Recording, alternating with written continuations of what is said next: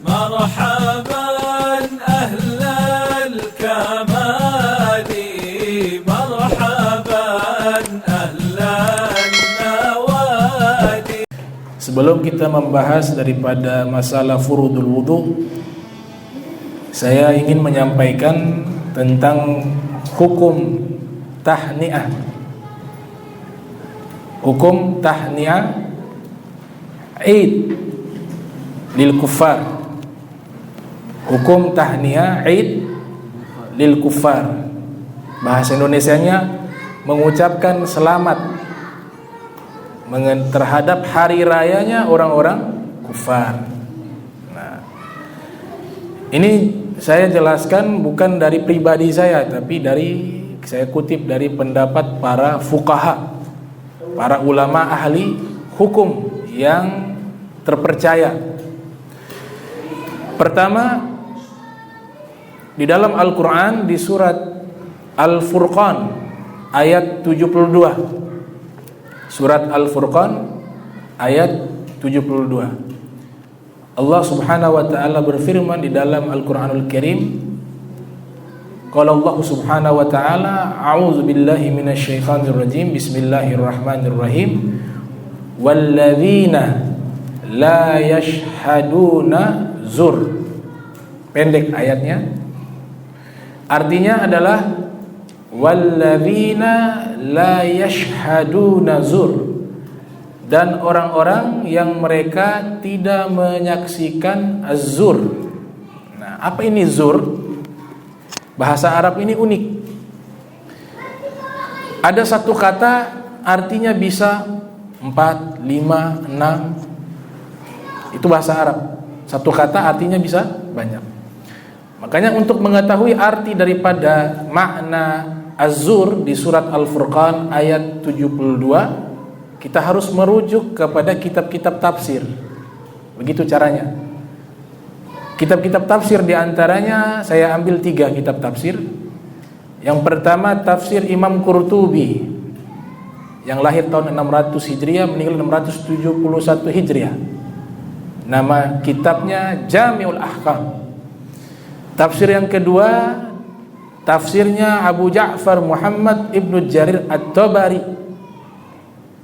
lahir tahun 224 Hijriah, meninggal tahun 310 Hijriah. Nama kitabnya Jami'ul Bayan li Ta'wilil Quran.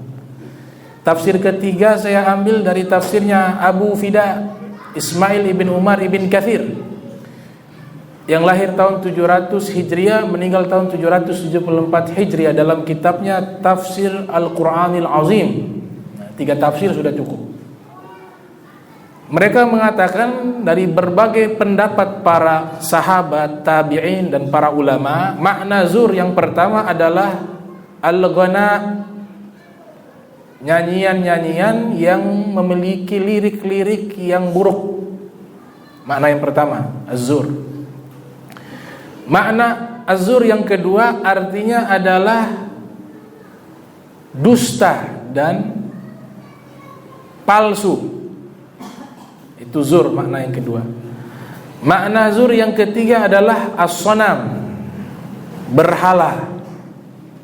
Makna zur yang ketiga adalah berhala. Nah, ini 3 makna yang paling populer digunakan oleh para ahli tafsir. Jadi maknanya adalah berhala, dusta, dan nyanyian-nyanyian yang isinya liriknya mengajak kepada keburukan. 3 makna.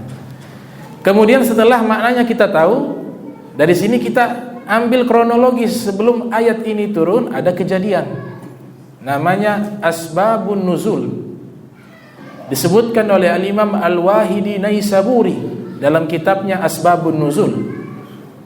Al-Imam Al-Wahidi Naisaburi, beliau menceritakan sebelum ayat tersebut Allah Ta'ala turunkan ada peristiwa.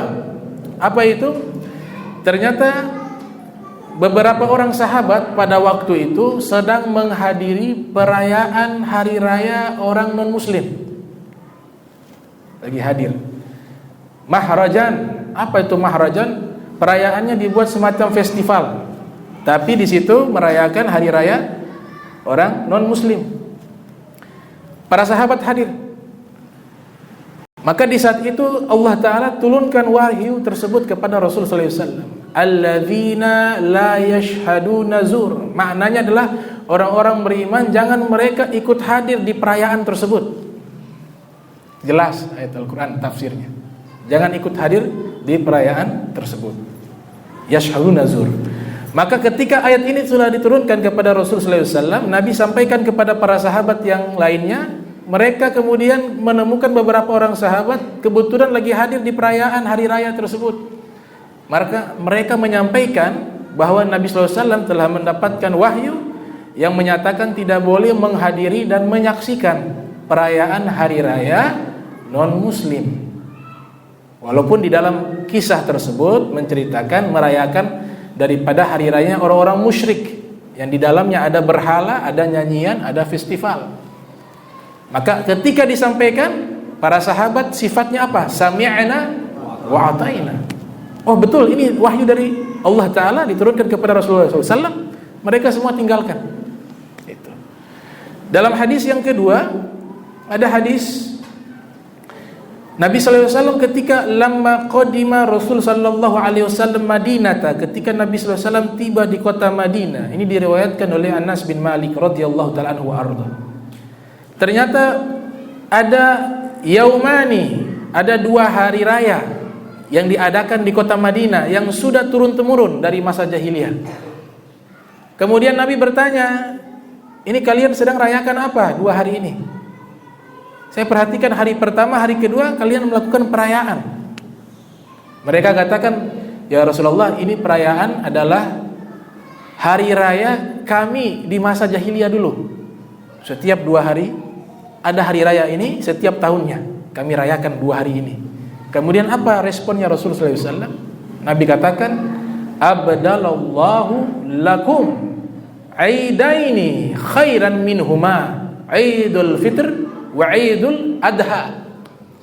Nabi katakan, Allah Subhanahu wa taala telah mengganti kepada kalian hari raya yang lebih baik daripada 2 hari raya ini. Apa itu hari raya umat Islam? Idul Fitri dan Idul Adha, kata Rasulullah sallallahu alaihi wasallam. Jadi kita punya hari raya ada, Idul Fitri, Idul Adha. Kita rayakan. Kemudian bahkan tadi itu dari sisi Al-Qur'an, tafsirnya juga hadis.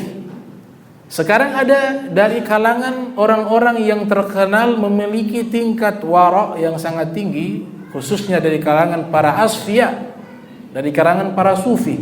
Di antaranya adalah Syekh Abdul Qadir bin Musa Al-Jilani dalam kitabnya Al-Ghunya li Talibi Tariqil Haq, nama kitabnya.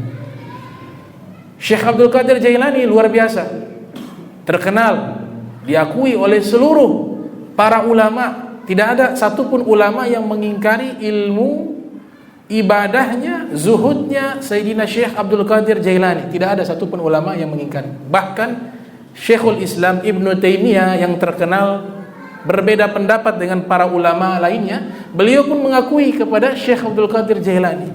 Bahkan juga Imam Muhammad bin Ahmad Az-Zahabi yang lahir 673 Hijriah, meninggal tahun 748 Hijriah, dalam kitab Syiaru A'lamin Nubala itu mengatakan bahwa Sayyidina Syekh Abdul Qadir Jailani adalah Syekhul Islam wa Imamul Madhhabai. Beliau guru besar di dalam agama Islam dan pemimpin 2 mazhab, yaitu mazhab Hambali dan mazhab Syafi'i. Terkenal beliau. Beliau menyatakan di dalam kitab Al-Ghunya, kita saja ini kalau lewat melihat gereja, kanisah namanya, zamannya kanais, kita lihat dengan mata kita gereja, dan kita tahu di dalam gereja itu ada kepercayaan, yaitu ada anak Tuhan Isa, ada ibunya Tuhan Maryam, ada Tuhannya Allah, dilafadz dengan Allah. 3 Trinitas ini kan ajaran Nasrani. Kata Sayyidina Syekh Abdul Qadir Jailani, ketika kita orang Islam yang sudah bertauhid kepada Allah Ta'ala menatap gereja saja dianjurkan syahadat kembali. Untuk menatap gereja.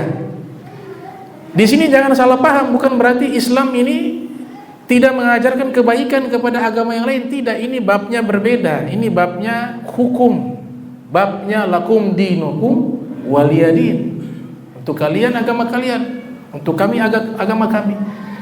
Ini babnya tentang akidah, keyakinan. Itu kata Syekh Abdul Qadir Jailani. Adapun toleransi, bukan toleransi lagi, kewajiban.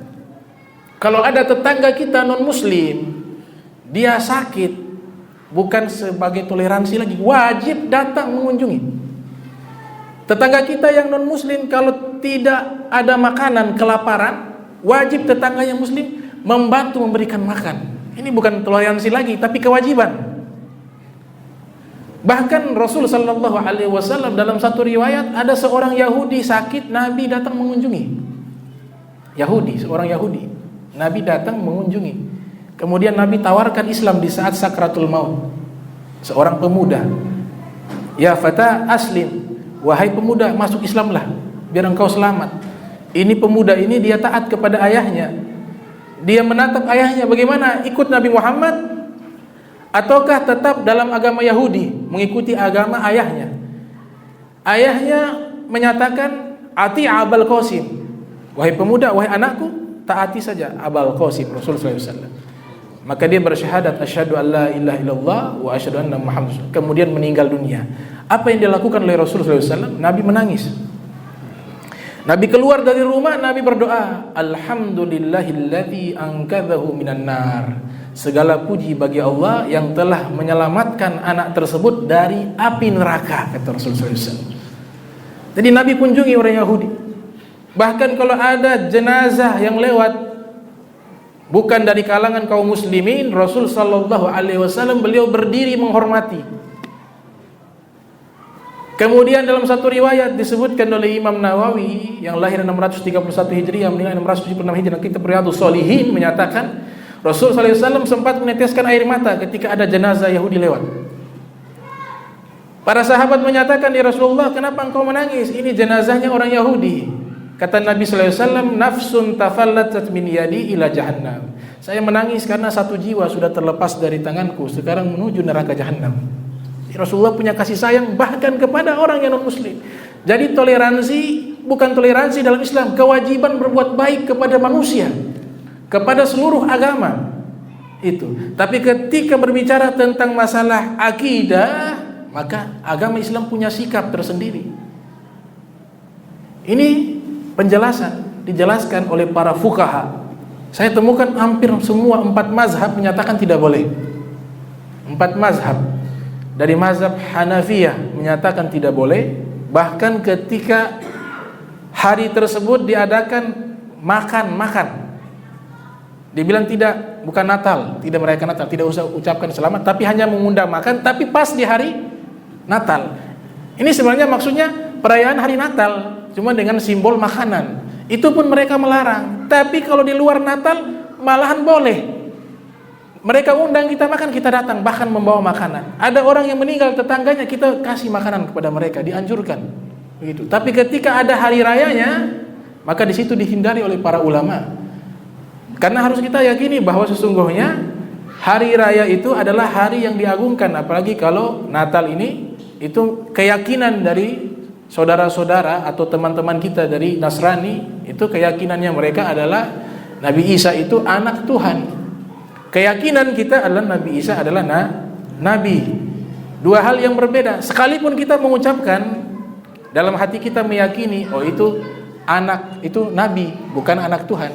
Tapi kita sudah ikut serta di dalam perayaan tersebut. Karena perayaan itu adalah merayakan hari kelahiran anak Tuhan. Begitu. Maka orang yang pandai dalam hukum, dia berhati-hati. Selesai hari Natal, datang ke rumah, bisa. Silaturahmi kapanpun bisa, bawa makan sama-sama, kasih bantuan kalau ada yang meninggal, berikan aqua, berikan makanan. Bahkan kita boleh mendoakan, tapi dengan doa-doa yang tidak masuk kepada bab pengampunan dan akhirat, tapi doa-doa meminta hidayah. Boleh diberikan rizki yang luas, boleh dilapangkan biar sabar ketika ada keluarga, boleh.